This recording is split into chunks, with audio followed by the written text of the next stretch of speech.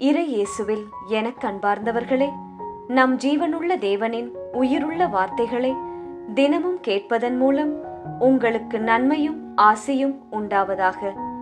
இன்றைக்கு நம் உள்ளத்தில் ஆண்டவர் பேச விரும்புகிற திருவசனம் 1 யோவான் 3ஆம் அதிகாரம் 20ஆம் திருவசனம்.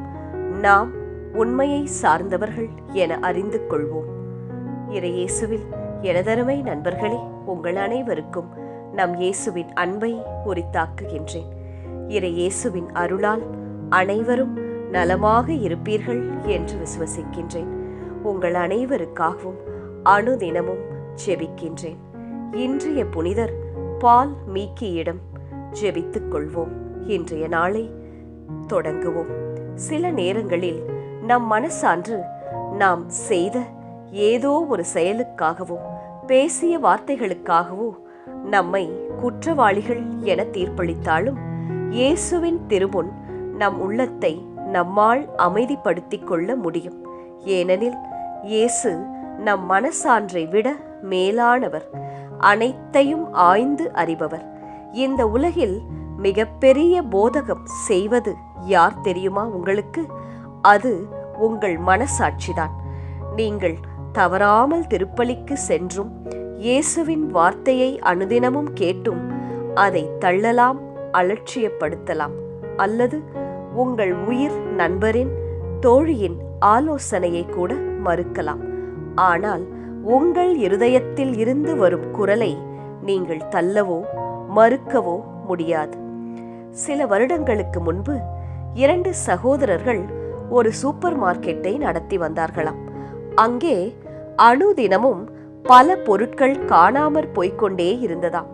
இதை எப்படி நிறுத்துவது என்று யோசித்து அந்த கடையின் மேல் கூரையில் ஒரு ஓட்டையை போட்டுவிட்டு, இந்த கடையின் கூரையில் ஓட்டை போடப்பட்டு அங்கு ஒருவர் அமர்ந்து கண்காணிக்கிறார் என்று ஒரு போர்டை எழுதி கடைக்கு முன் வைத்தனராம்.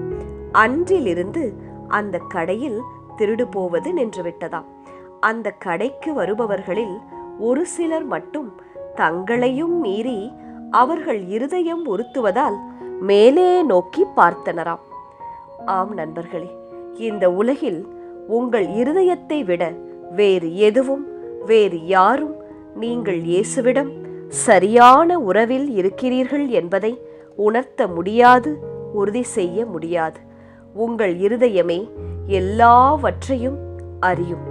நீங்கள் பாவம் செய்யும் போது உங்கள் இருதயமே உங்களுக்கு சொல்லும், அதை செய்யாதே, அது பாவம் என்று உணர்த்தும்.